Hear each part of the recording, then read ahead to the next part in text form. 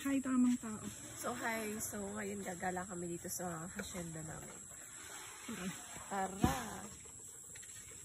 Ikot-ikot lang tayo. Pakita mo yung mga tanim.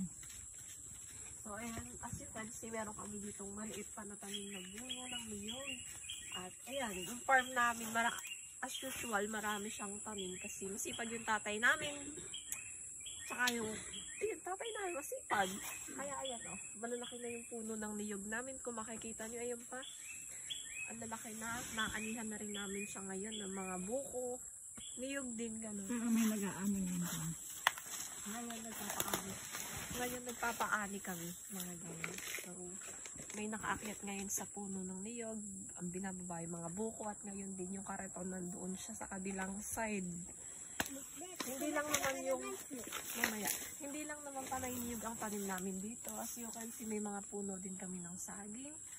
At naanihan na rin namin iyan, guys. So, ayan, May bunga yun. Saan? Ayun, may bunga. Ayun po. Lakatan ba? Tubungulan. Iba-iba. May saging na saba, tordan, lakatan. Ano pa? Bungulan. Bilis na lang dyan. At meron din kami, baka lang yung tanim namin. Ano kayang galain? Ayan. May mga prutas din kami dito, guys, sa banda doon, sa kabilang side. Malawak din naman ito, mga tamang tao. Dahil ko lang siya mag-ala kasi. Dahil pa ako masyadong kiling. Ayan, kita niyo. Ayan, kung makikita nyo. Ayun, kung maririnig nyo yung nagbababa ng buko. Nandun yung side na yun yung kariton.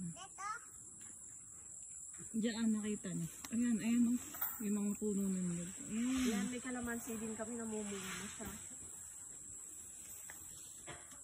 Ayan. Ayan yung kubo. So yung tanan. Hindi na yung magala.